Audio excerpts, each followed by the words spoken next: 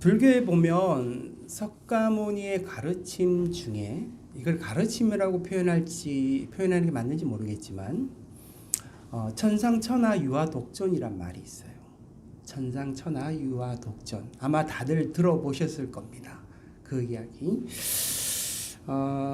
이게 타 종교를 설교 때 이야기를 하는 게 사실은 조금 신경이 쓰일 수도 있으나 우리가 이 타 종교 속에는요 정말 그 예리한 어떤 그 관찰, 예리한 어떤 해석, 이런 것들이 담겨져 있어요. 즉 인간에 대해서 그 종교에 있는 어떤 교리나 가르침을 보면은 그 종교에도 그만큼 이렇게 고민하는 어떤 흔적들이 그 가르침 속에 담겨져 있거든요.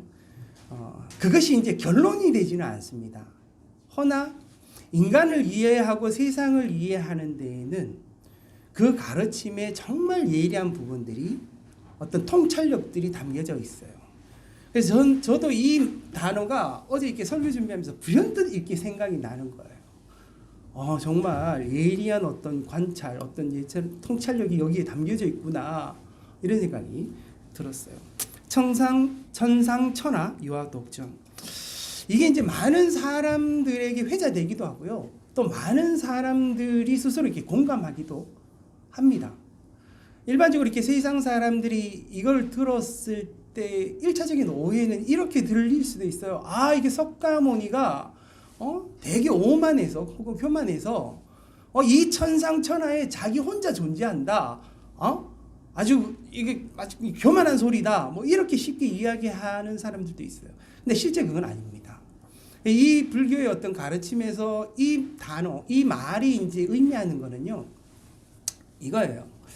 이 천상천하의 유화독존이라고 하는 것은 내가 이 세상에 살면서 그 어떤 것에도 방해받지 않고 나의 이 순수한 이 자아를 스스로 실현하여 참된 길을 가겠다라는 거예요. 그죠? 어떤 다른 것에 방해를 받지 않고 스스로 존재하여서, 스스로 내 자신이 가지고 내 자신의 어떤 모든 것들을 잘 파악해가지고 내 자아를 실현해야겠다 라는 그런 뜻이 담겨져 있는 거예요. 이 세상을 살다 보면은 온갖 것들이 나를 이렇게 막 번민에 사로잡히게 하는, 오늘 불교 단어들이 많이 쓰죠. 번민에 사로잡히게 하는 오만 가지 생각들이 많이 들어오잖아요. 그죠? 그런 것에 대해서 다 해방하고, 나 스스로 내 자신을 돌이켜보고 깊이 있게 자기 자신을 묵상해서 내가 가지고 있는 내 자신의 참된 삶의 길을 찾아가는 것. 그 길을 꿈꾸는 거죠. 그죠? 그 길을 향하여 가고 싶다. 그것이 참된 행복의 길이다 라고 하는 거죠. 그래서 이제 세상에 사는 사람들은 온갖 것들에 대해서 이렇게 방해를 많이 받잖아요. 뭐 돈이 있으면 행복할 거야. 뭐 아니면 명예가 내겐 중요해. 뭐 나는 세상에 살면서 수많은 사람들에게 더 많은 인기를 받았으면 좋겠어. 뭐 인정받고 싶어. 이런 어떤 온갖 소리들이 이제 자기한테 다 들려지잖아요. 그러면은 막 인생이 괴로운 거예요.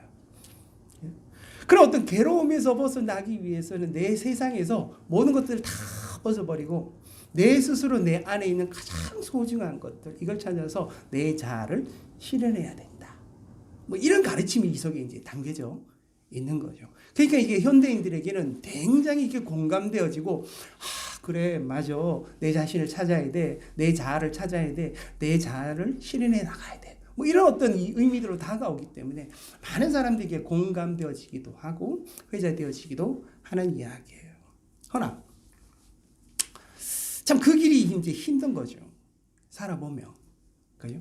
살다 보면은 이게 내가 이렇게 그 마음에 어떤 온갖 걱정이나 근심도 없고 이런 뭐 여러 잡생각도 없이 정말 내 자신을 이게 스스로 돌아보고 이렇게 길을 찾아간다는 건데 참 어려운 거예요. 세상에는 온갖 수많은 어떤 문제들이 생기고 아픔도 생기고 고통도 생기고, 그죠?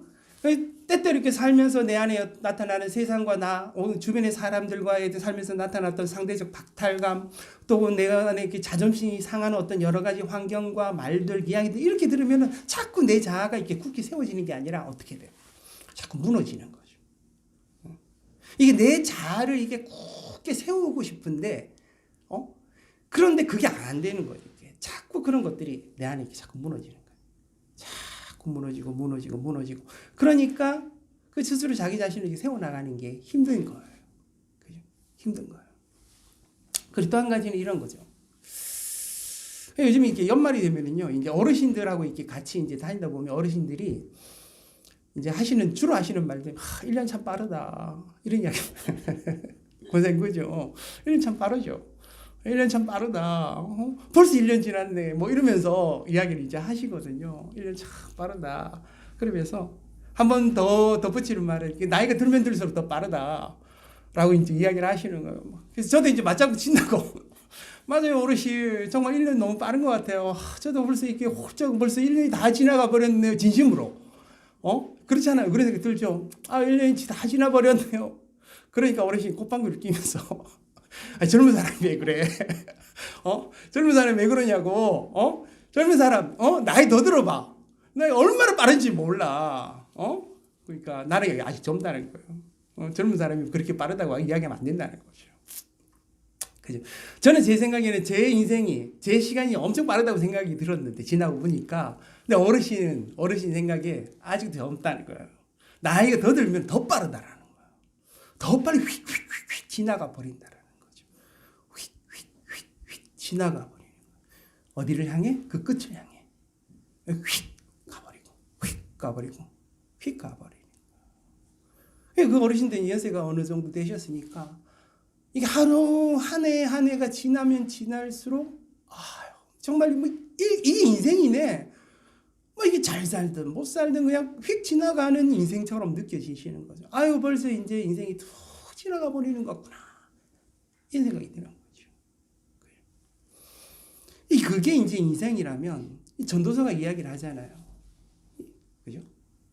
너무나도 이 전도자가 이야기를 하죠. 전도서에서. 그죠? 이야기를 하잖아요. 헛되고 어때니? 헛되고 어떻다. 모든 것이 헛되다. 인생에서 살면서 내가 온갖 생각을 가지고 내가 모든 것들을 어떻게 해, 이렇게 발버둥 치면서 이렇게 살아왔으나, 지나고 나니, 이 모든 게 좀 헛된 것처럼 느껴지는 거야. 그러다 그냥 인생이야. 그냥 살아온 인생이야. 다 지나고 나면은 다 헛된 것처럼 부질없어 보이는 그런 느낌들이 인생의 삶에서 이제 가지게 되어지는 거죠. 우리가 아직 젊으나 나이가 들면 그럴 수 있겠다 이런 생각이 드는 거예요. 또 나도 이제 그러기 전에 나도 무엇인가 이 발부둥 치면서 뭔가를 이렇게 붙잡아야 되겠다 이런 어떤 생각들도 좀 자꾸 들고, 내 인생에 어떤 무의미하지 않은 의미 있는 가치 있는 것들, 이거 어떻게 하면 이렇게 붙잡고 이렇게 살아갈 수 있을까 이런 생각도 되어지는 거죠. 그래서 이 성탄의 이 아침에 정말 우리 인생의 의미들, 예수 그리스도의 오심은 우리 인생에 무엇을 또 말씀해 주고 계신가 이런 것들을 다시 한번 생각해 보자는 거예요. 오늘 이 본문의 말씀의 배경은요, 목자들 이야기예요. 목자들. 그죠? 목자들이 밤에 이제 양떼를 치는 거예요.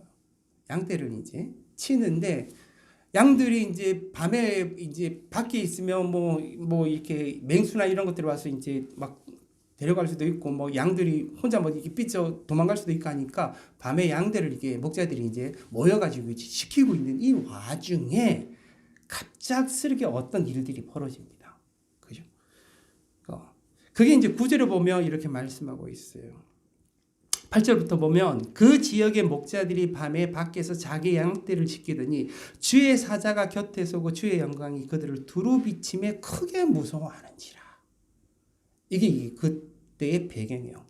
목자들이 이제 양을 치고 있는데 갑자기 주의 사자, 이 주의 사자가 주님의 천사와 같은 거겠죠, 그죠? 이 천사는 정말 희한하게 생겼어요. 어떻게 생각하면 날개를 펄럭거리면서 그 천사가 막 이렇게 오는데 그 밤에 정말 환한 영광이 비치는 거예요. 그러니까 그 일은 이제 처음 목자들이 이게 겪는 거잖아요. 근데 와 진짜 깜짝 놀라고 어떻게 했어요? 너무 무서운 광경이 그 가운데 벌어진 거죠. 처음 보는 광경인데 천사들이 막 환한 그 밤에 밝은 빛이 확 비추가니까 너무나도 놀라운 거죠. 그 천사들이 이제 와서 이 목자들에게 할 말이 있는 거예요. 우리는 이 땅에 살잖아요. 그러면 이제 땅에서 사는 삶의 원리, 땅에서 보는 환경, 땅에서 느껴지는 그 모든 느낌들을 가지고 산단 말이에요. 근데 이제 하늘의 하나님이잖아요. 근데 하늘의 이 하나님은 영적인 그 하나님이에요. 그 정말 우리의 인간이 이 땅을 초월한 이 하나님이 이 땅 가운데 오셔서 접촉을 하시는, 만남을 가지시는 그 만남의 접촉점이 누구냐면 목자들인 거예요. 그러니까 하나님이 하나님의 무슨 생각이 있으신 거예요. 하나님의 뜻이 있고 하나님의 마음이 있고 하나님의 생각이 있는데 그 생각을 하나님만 가지고 계시는 게 아니라 이 땅 가운데 실현시켜야 되겠다 라고 생각해서 이 땅 가운데 오시면서 그것을 이 땅의 목자들과의 만남을 통하여서 그것이 무엇인지를 알려주시는 거예요. 그죠? 알려주시는 거예요. 근데 그것을 알려주실 때 그 메시지가 하나님이 생각하는 그 생각이 어떤 생각인지를 그 목자들한테 가서 조용히 속삭일 수도 있잖아요. 그죠? 성경에 보면 세미한 음성으로 하나님께서 음성을 들려주기도 하는데 이날은 또 뭔 날인지 하나님이 특별히 이 목자들에게 이런 광경을 보여주시면서 친히 천사들을 내려보내가지고 목자들이 얼마나 놀라겠어요. 그리고 환한 빛까지 비추시면서 이 목자들에게 그것을 알려주셨다는 거예요. 그죠? 이게 그 메시지에 담겨져 있는 무게감 같은 거예요. 그러니까 뭐라고 말씀하셨느냐? 10절에 보면 천사가 이르되 무서워하지 말라. 보라 내가 온 백성에게 미칠 큰 기쁨의 좋은 소식을 너희에게 전하노라. 이 천사들이 왜 왔다고요? 팍 펄럭거리면서 막 빛을 팍 하나님의 그 영광의 빛을 발하면서 막 그러니까 막 목자들이 놀라가지고 무서워 벌벌벌 떨고 있는 그 와중에 이 천사들이 하나님의 메시지를 들고 오셨다. 들고 와서 그것을 이 목자들에게 전하는 거예요. 근데 그 전하는 게 뭐냐면은 온 백성에게 미칠 큰 기쁨의 좋은 소식이라는 거예요. 뭐라고요? 소식. 그죠? 좋은 소식을 알려주려고 왔다는 거예요. 목자들 벌벌벌 떨면서 그 이제 소식을 이제 듣는 거죠. 발신자 누구예요? 우리가 공문을 보면 그죠? 공문을 보면 뭐가 있어요? 제일 중요한 것 중에 하나가 발신자와 수신자예요. 발신자와 수신자가 잘못되면 그 공문이 잘못된 공문이에요. 그러니까 하나님께서 이 소식을 보내는데 이 소식지 발신자 하나님이에요. 수신자는 누구냐? 목자들. 1차적으로는 목자들. 근데 이 목자들인데 이 수신자가 목자로 끝나지 않아요. 이 소식의 내용을 보면은 누구에게? 온 백성에게. 그럼 수신자는 목자들만 끝나지 않고 누구? 이 세상에 살고 있는 모든 사람들에게 대상자가 되는 거예요. 그들에게 미칠 큰 기쁨의 어떤 소식이요? 너무나도 기쁘고 너무나도 좋은 너희들에게 굿뉴스가 되어지는 그런 좋은 소식을 전하러 왔다라는 거예요. 발신자 하나님과 수신자는 온 백성, 온 세상에 있는 모든 사람이라는 거예요. 이 소식은요, 공문의 내용은요, 잘 살펴야 돼요. 예. 공문의 내용이 왔는데 이 공문의 내용을 잘 숙지를 못하고 잘 보지 못하면은 그 사람은 도태해 되어지. 그죠? 예. 그 공문의 내용을 몰라버리면은 일을 진행할 수가 없는 거예요. 인생을 살아도 헛살 수밖에 없어요. 소식이 들렸는데 그 소식이 뭔지를 알아야 되는 거예요. 그 소식의 내용이 뭐 어떤 건지 알아야 되잖아요. 그죠? 근데 그것을 온 세상 사람들에게 다 알려주려고 목자들한테 지금 이야기를 하고 있는 거죠. 이 소식은요, 온 세상 사람들이 다 듣고 알아야 돼요. 그 소식을 모르면 어떻게 했어요? 나 혼자 왕따가 되는 거지. 나는 그 소식을 못 들었다. 그럼 어떻게 해? 소식을 다 아는 사람들끼리 이렇게 살고 있는데 자기는 못 들으면 안 되는 거잖아요. 그죠? 이 소식은 반드시 들어야 되는 거야. 그리고 온 백성에게 다 들려질 소식인데 딴 사람 귀도 딱 닫고 난 모르겠다 그러면 안 되는 거야. 반드시 그 소식은 어떻게 해? 온 세상에게 들려줄 소식이니까 온 세상 사람들이 다 들어야 되는 소식이다. 온 백성의 사람들이 다 들어야 되는 소식이다. 옛날에 우리 8.15 해방되었잖아요. 라디오에서 막 나오고 일본이 항복했습니다. 일본이 이제 끝났습니다. 막 이제 해방되었습니다.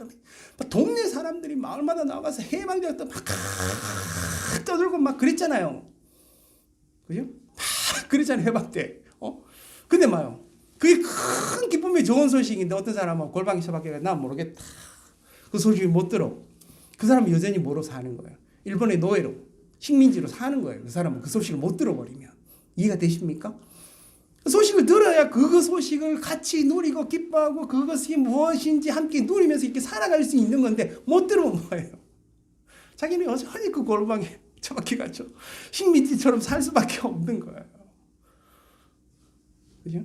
하나님이요, 이 소식이 너무나도 중요하고 너무나도 큰 소식인데 굳이 목자들을 선택해가지고 그 목자들의 그 놀라운 소식을 놀라운 광경과 함께 들려주었어요. 그리고 하나님의 마음은 뭐예요? 이것이 너희만 들으면 안 돼. 온 백성에게 다 알려줘야 돼. 그러니까 막 성경에도 기록이 된 거예요. 그러면서 목자들에게 찾아와서 그 기쁨의 좋은 소식을 전해주었다. 그럼 그것이 내용이 뭐냐라는 거예요. 그 내용이 오늘 본문에 있는 11절 말씀입니다. 오늘 다윗의 동네에 너희를 위하여 구주가 나셨으니 곧 그리스도 주시니라. 이게 오늘 본문의 내용이에요. 그죠? 이게 주님께서 하나님께서 이 온 백성, 온 세상에 있는 사람들에게 알려주고자 하는 소식, 메시지가 있어요. 그 메시지의 내용은 오늘 다윗의 동네를 위하여 구주가 나셨으니 곧 그리스도 주라는 거예요. 그죠? 자, 먼저요. 하나님은 인간들과 이것들을 상세하게 내용을 나누지 않았어요. 그 전에 하나님께서 약속의 말씀을 해 주셨기는 하나 그 약속의 말씀이 어떤 말씀인지는 이해를 잘 할 수가 없는 내용의 말씀이에요. 너희 가운데 메시아를 주겠다. 이 정도예요. 그죠? 이 정도인데 그것이 어떤 식으로 펼쳐질지는 전혀 모르는 거예요. 그 모르는 상황에서 인간들과 그렇게 의논하고 뭐 내용을 뭐 이해시키고 이런 게 아니라 그냥 하나님이 온 태초부터 가지고 있었던 인간에 대한, 인간을 사랑하는, 인간을 구원할 수 있는 놀라운 계획을 이미 가지고 계세요. 그럼 때가 된 거예요. 때가 됐으니까 그것을 어떻게 해요? 이 세상에 있는 사람들에게 알리는 거예요. 이제 시작됐다는 거예요. 그 구원이 시작됐다. 하나님의 역사가 시작됐다. 뭐 인간이 그것을 받아들이냐 안 받아들이냐가 그게 중요한 게 아니에요. 하나님은 하나님이 가지고 있는 이 놀라운 계획들을 누구에게 알려야 되는 거예요? 이 백성들에게 알려줘야만 되는 거예요. 그죠? 그러니까 하나님은 일방적으로 공문을 내려보신, 소식을 내려보내주신 거예요. 온 백성이 쓰신 자가 알아들을 수 있도록. 그것이 뭐냐? 오늘날 이 다윗의 동네 베들레헴이잖아요. 그죠? 다윗의 동네 이 베들레헴에 너희를 위한 누가 났다고? 구주가 태어났다라는 거예요. 너희를 구원할 구원자가 이 베들레헴에 태어났다라는 거예요. 너희의 구원자 이 구주가 태어났다라는 거예요. 그죠? 하나님이 이스라엘 백성들을 구원하셨을 때 어떻게 구원하시는지 한번 잘 생각해 보십시오. 이스라엘이 하나님의 백성이잖아요. 하나님을 믿는 백성.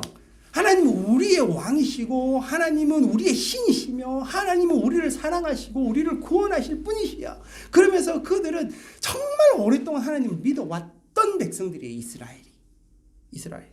그렇게 왔던 백성이에요. 근데 이 이스라엘 백성들이 살아왔는 그 구원의 구약의 역사를 보면은 그들이 하나님의 백성답게 살았나? 아닌 거예요. 맨날 외세의 침략을 받기도 하고 맨날 주변에 있는 사람들에게 괴롭힘을 당기도 하고 또 어떤 나라가 쳐들어와서 계속 이스라엘 백성들을 막 식민지처럼 노예처럼 이렇게 뭔 놈의 하나님의 백성들이 막 정말 잘 살고 막 평화롭고 막 번영이 있고 막 이래야 되는데 이스라엘 백성들은 굉장히 이렇게 힘들고 고달프고 하필 또 이스라엘 백성들이 사는 그 지역은 많은 강대국들에 둘러싸여 있는 그런 나라. 계속 힘들고 어렵고 고통스럽고 그런 나라. 계속 그들이 기도를 했을 거예요. 하나님, 우리는 어떻게 하면은 정말 저 있는 저 이방 민족처럼 그렇게 잘 살 수 있느냐, 뭐 이런 식의 어떤 기도들을 해왔겠죠. 근데 하나님 약속 하나 딱 내려주시는 거예요. 너희들을 구원할 구원자가 올 거야. 메시아가 올 거야. 이 약속만 딱 하시는 거죠. 그러니까 그들은 막 못 살겠다 죽겠다 그러면서 뭐만 기다려? 하나님 우리를 언젠가 구원하실 거야. 그 구원의 소식만 기다리고 있는 거예요. 메시아가 오시겠지. 하나님 우리를 구원하시러 오시겠지. 이것만 계속 기다리는 거예요. 실제는 뭐예요? 이스라엘이 왜 그렇게 괴롭힘과 어려움과 고통을 당했겠어요? 그들이 가지고 있는 하나님의 백성임에도 불구하고 하나님을 떠나서 살고 있는 그 삶의 문제잖아요. 그죠? 이 우리가 사는 것과 비슷해요. 우리가 하나님을 믿잖아요. 하나님, 우리 하나님의 백성이니까 하나님, 우리가 정말 하나님의 평화롭고 하나님의 은혜와 하나님의 정말 그 보호하신 가운데 살게 해주세요. 이렇게 기도도 하죠. 그런데 우리는 실제 어때요? 세상에서 하는 사람도 별반 다른 바 없잖아요. 막 아프고 상처받고 막 힘들고 고통스럽고 이런 다 받는 거야. 다 받는 거예요. 그 또 뭐예요? 여전히 하나님을 믿고 있음에도 불구하고 우리 안에 있는 죄악들, 하나님을 떠나 사는 죄악들, 하나님을 경외하지 않는 삶들, 내가 내 마음대로 살가지는 죄악들 길들을 걷는 거죠. 이스라엘 백성도 마찬가지. 그렇게 걷고 있는 그 삶을 사는 거예요. 그런데 그러한 이스라엘 백성들이 하나님이 이제 때가 되었으니 뭐 하겠어요? 이 이스라엘 백성들을 구원하시겠다라는 거예요. 이 하나님의 백성들을 이제 구원하시겠다. 그래서 하나님께서 너희들에게 메시아 구주를 보내주겠다. 오늘날 다윗의 동에 너희를 위해 구주가 나셨으니 곧 그리스도 주시니라. 내가 그에게 말씀에 약속했지. 이 주님이 오셨다. 이제 그 구원의 시작이다. 정말 복되고 놀라운 소식인 거죠. 그죠? 그런데 그 뒤에 또 한마디 더 붙이셨죠. 그죠? 12절. 너희가 가서 강보에 쌓여 구유에 누워 있는 아기를 보리니 이것이 너희에게 표적이니라 하더니. 뭔가 좀 이상하지 않습니까? 그죠? 하나님이 이스라엘 백성들을 막 구원하시고 막 구원의 역사를 일으키실 때는 놀라운 일들이 많이 일어났어요. 막 홍해를 가리기도 하시고요. 그 다음에 전쟁이 일어나면 이 전쟁 난 사람들은 눈을 가려가지고 몰살시키기도 하고 막 이런 일들이 일어났잖아요. 그리고 하나님이 하나님의 이 놀라운 어떤 구원의 역사를 일으키기 위해서 선지자를 보내도 선지자 뭐 엘리야와 같은 그런 선지자들을 보내가지고 갈멜산의 어떤 기적들을 일으켜가고 놀라운 선지자들을 보내서 막 구원의 역사를 이스라엘 백성들이 상상하는 게 뭘까 한번 생각해 보십시오. 우리에게 구주가 오면은 그 구주는 정말 놀라우신 분일 거야. 우리를 구원하고도 남음이 있는 그런 강력한 메시아가 오실 거야. 이런 거 생각하고 있을 거 아니에요. 근데 이게 참 희한하잖아요. 너희가 가서 강보에 쌓여 구유에 누워 있는 아기를 보니니 이것이 너희에게 뭐라고요? 표적이라는 거예요. 표징, 사인이라는 거예요. 내게 구주를 보냈는데 그 구주가 어떤 분인지, 그 구원이 어떤 구원이 되어질지에 대한 미리 보여주는 사인, 그 표적이에요. 그 표적이 뭐냐면 너무나도 보잘것없는 한 아기가 그냥 구유에 누워서 강보에 쌓여가지고 한 아기로 있다라는 거예요. 이게 표적이라는 거예요. 이게 표적이라는 거예요. 자, 이 표적을 우리가 잘 봐야 돼요. 제가 요즘 고민하고 있는 것 중에 하나가 이 표적입니다.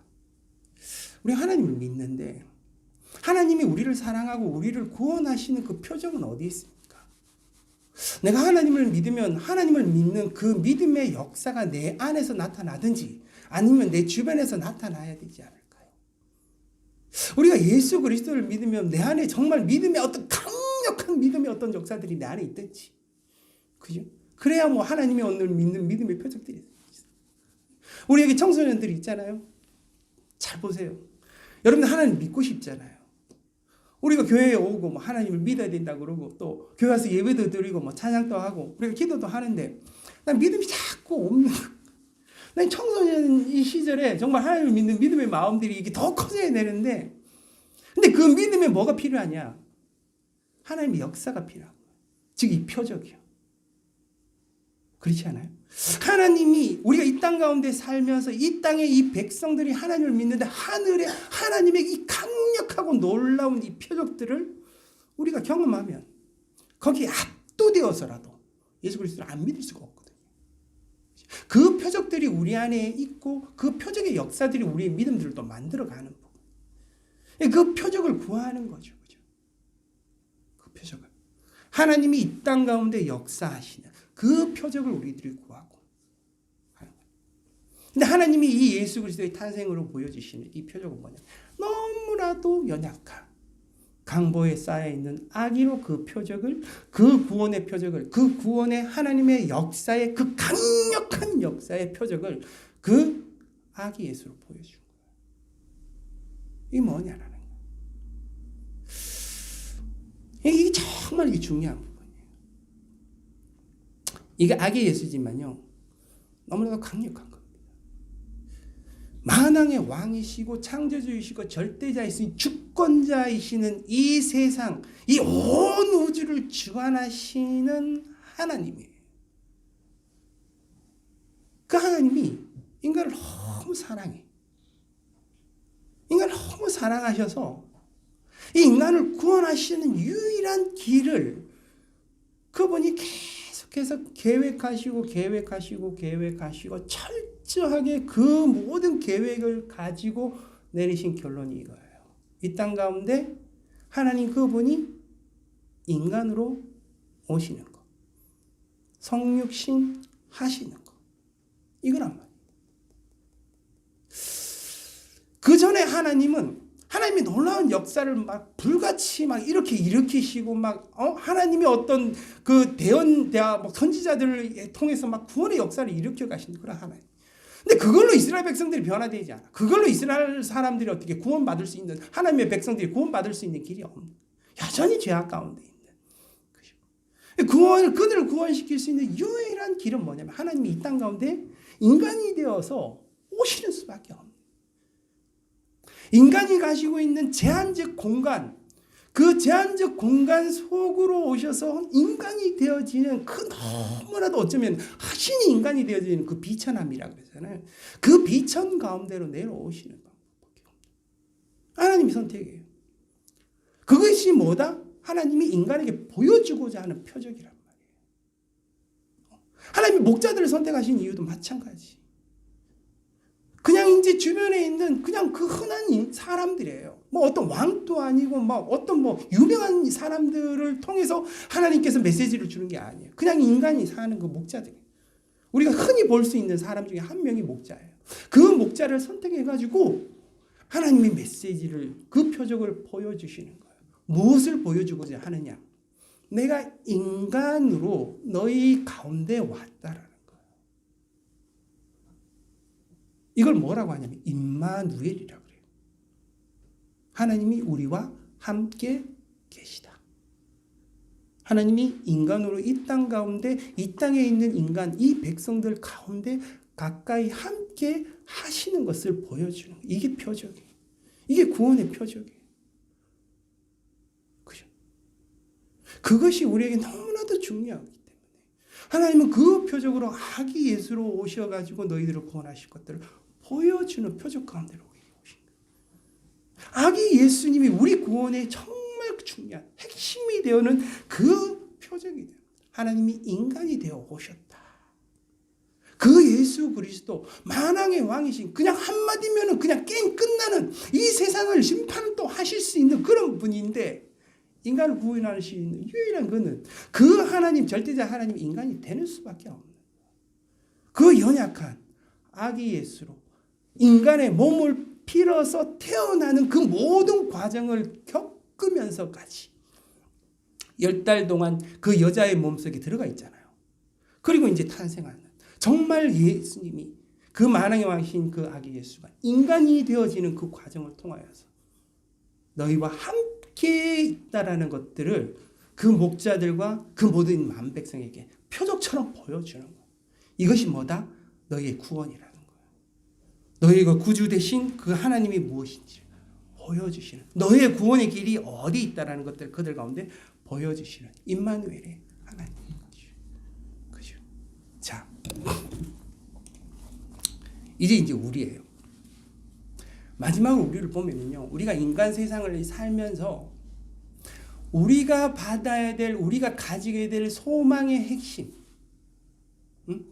우리는 무엇이 우리 자신을 구원하고 우리를 행복하게 할 수 있을까? 인간은 계속해서 그 길을 향하여 가는 거예요. 우리의 행복을 위해서 우리의 구원의 길을 향하여 이렇게 가는 거예요. 그죠? 우리는 이 땅을 살면서 계속해서 우리 자신이 정말 어떤 인간인지, 아까 제가 말했죠. 자아실현. 내가 정말 존중받을 수 있는 한 인간, 가치 있는 인간이라는 것들을 내 안에 내 스스로도 증명하고 주변에 있는 이 세상 가운데 증명하고 싶은 거죠. 이것은 마치 영광과 같은 거예요. 내가 가지고, 영광이 거창한 게 아니에요. 내가 내 자신이고 있는 이 가치와 삶의 진정한 의미, 내가 어떤 존재인지 그 의미를 드러내는 것, 이게 나의 영광이에요. 영광. 우리가 그것을 향하여 가는 거예요. 그죠? 내가 왜 공부하느냐, 내가 왜 돈을 버느냐, 내가 이 세상에 살면서 무엇인가 가치고 의미하는 모든 것들도 마치 이 자아 실현 같은, 내 자아가 참된 인간으로서 살 수 있는 이 자아를 실현하고자 하는 부분들이 정말 핵심 중에 핵심으로 이렇게 숨어 있는 거죠. 그죠? 그리고 또 하나, 내가 이 세상을 살면서 이 세상의 그 어떤 것도 나를 무너뜨릴 수 없는 이 평안이에요.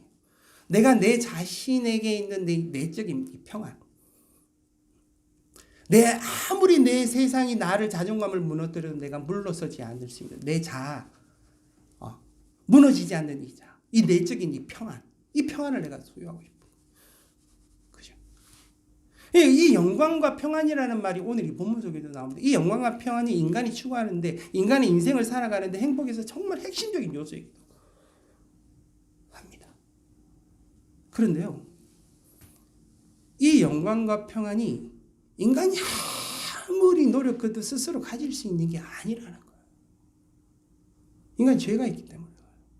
여러분들이 아무리 공부 열심히 해도 여러분이 아무리 다른 사람들에게 친절하고 좋은 인간성으로 보여진다 하더라도, 여러분들을 괴롭히는 여러분들 안에서 내적인 모순과 갈등과 이런 것들을 해결할 수가 없어요. 그 안에 구원이 있는 게 아니라는 거예요. 노력하면은 약간은 있을 수 있어요. 약간. 너무나도 불완전한 거예요. 인간이 그래서 불완전한 거예요. 그것을 얻을 수 있는 게, 그것으로 스스로 자기 자신을 구원할 수 있는 게 아니라는 거예요. 그거는 하나님이 우리에게 주시는 거예요. 하나님이, 우리를 만드신 하나님이 예수 그리스도를 통하여 주시는 거예요. 여러분들이 왜 영광스러운 존재이냐? 예수 그리스도 때문이에요. 여러분들이 왜 의로운 존재냐? 저나 여러분이 다 알잖아요. 내가 어렵지 않다는 거. 내가 얼마나 많은 죄를 짓고 내가 얼마나 내 마음속에 오만하고 이런 것들이 있는지 다 안단 말이에요. 근데 내가 왜 의롭냐? 예수 그리스도 때문이에요. 예수 그리스도가 그 십자가의 구원의 길로 우리를 구원했으니까 우리는 그 영광이 있고 그 의가 있고 우리 안에 있는 가치가 있고 의미가 있는 거예요. 예수 그리스도 떠나버리면 저랑 여러분 어떻게 살겠어요? 마치 고아처럼 열심히 영광을 만들고 내 안에 내적 평화를 만들고 사람들과 쥐어뜯고 이렇게 살면서도 또 그런 것들을 만들어가고 나는 또 만들면 뭐 하겠어요? 다른 사람들, 내 주변에 있는 사람도 다 죽어가는데 나는 평안하다 그러는데 주변에 있는 사람 아무도 안 평안해. 그럼 결국엔 나도 안 평안해지는 거야. 내가 노력해서 만들 수 있는 게 아닌 거예요. 그 영광과 그 평안이, 그 영광의 길이 어디 있는지 알아야 돼요. 그 내적인 평안이 어디에 있는지, 사람들과 관계 속에서 우리가 만들 수 있는 평안이 어디에 있는지, 그것이 구원의 길이에요. 그것이 구원의 길. 근데 그것은 누가 만들어요? 하나님이 우리에게 만들어서 주시는 거예요. 예수 그리스도가 이 땅 가운데 오신 이유가 여기에 있는 거예요. 이 죄악 가운데, 이 제한된 인간이 이게 불완전한 가운데 사는 우리 인간을 구원할 수 있는 이런 길은 우리 스스로 만들 수가 없다라는 거예요. 그 너무나도 정말 아기 같은 이 예수 그리스도, 그분이 인간이 되셔서, 신이 인간이 되셔서 오시지 않고는 만들 수 없는 거예요. 인간을 구원할 수 있는 길이 없다라는 거죠. 그래서 이 예수 그리스도, 표적으로 오신 이 예수 그리스도, 그분에 대해서 이야기하는 게 오늘 본문이 이렇게 말씀하시잖아요. 14절. 지극히 높은 곳에서는 하나님께 영광이요 땅에서는 하나님이 기뻐하시는 사람들 중에 평화로다. 우리가 받을 수 있는, 우리가 소유할 수 있는 가장 큰 영광, 그 길, 그 영광의 길은 하나님의 영광이에요. 하나님의 영광이 곧 나의 영광이 되어지고, 하나님의 평안이 곧 나의 평안이 되어지고, 그 영광의 길과 평안의 길은 내가 만드는 게 아니에요. 누구를 만들겠어요? 하나님이 직접 만드신 거예요. 그것을 내가 받는 거예요. 안 받으면 이 세상 살면서 힘들게 사는 거죠. 그냥 내 평안과 내 영광을 구하면서 막 사는데 그게 고통이 고통. 만들지도 못하고 할 수도 없는 거예요.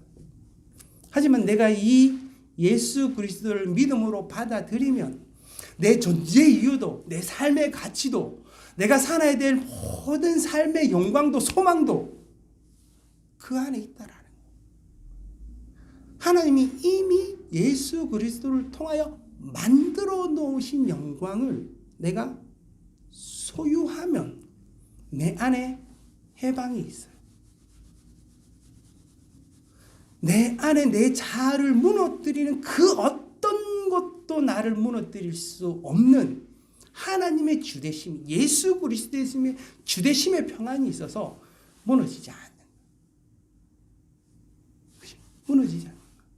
혹여 내가 막 사고로 이 땅에 갑자기 죽어도 아무 두려움이 없어. 나는 왜? 이미 하나님의 구원의 백성이니까. 그 무엇이 나를 무너뜨리지 않는 그 구원의 영광이 내 안에 있다라는 거예요. 이 하나님의 영광과 이 땅에 있는 이 하나님의 평안이라는 거예요. 그것을 우리에게 무엇으로 주셨다? 이 아기 예수로 보여주시고 포역처럼 우리들에게 전해주시는 거예요. 그분이 임마누엘이에요. 예수 그리스도, 그분이 내 안에 거하신, 나와 함께 하시는 이 성탄이 우리에게 왜 기쁜 소식이 되겠습니까? 세상이 알 수 없어요. 메리 크리스마스. 이 뭘까?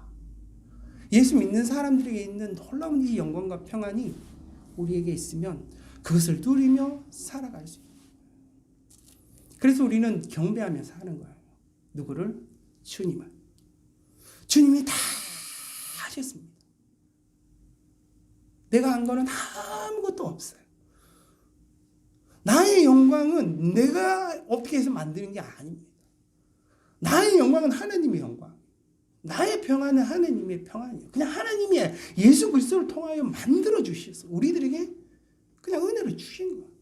그것을 믿음으로 소유하는 거예요. 우리들 믿음으로 받는 거예요. 그래서 그것이 나의 영광이 되고 나의 평안이 될 수 있는 거예요. 세상이 무너뜨릴 수 없는 그 영광과 평안을 소유하고 이 세상의 모든 수단들을 우리가 같이 누리며 그러한 것을 통해서 그 영광과 평화의 삶들을 만들어가는 거예요. 그것이 여러분의 돈이 될 수도 있고요. 여러분의 명예가 될 수도 있고 여러분의 인기가 될 수도 있어요. 무엇이 될지는 몰라요. 여러분의 능력이 될 수도 있고 그 수단들이에요. 그것이 여러분들의 영광이 되지 않습니다. 여러분의 평화가 되면 안 돼요. 그건 무너질 수밖에 없는 거예요. 우리에게는 하나님의 영광과 하나님의 평안, 충만하다라는 거예요. 이게 내게 충만하다. 세상 가운데 충만하다라는 거예요. 이 성탄이 그 충만함을 우리에게 다가오고 더 이상 필요 없는 이 충만함이 우리에게 가득하여져서 그 영광과 그 평안을 마음껏 누리시고 하나님이 온전히 만들어주셔서 우리에게 허락해 주신 것들, 그것을 믿음으로 받아들이고 그 영광과 그 평안 가운데 살아가는 저와 여러분의 삶이 되어지기를 주님의 이름으로 축복합니다. 기도하겠습니다.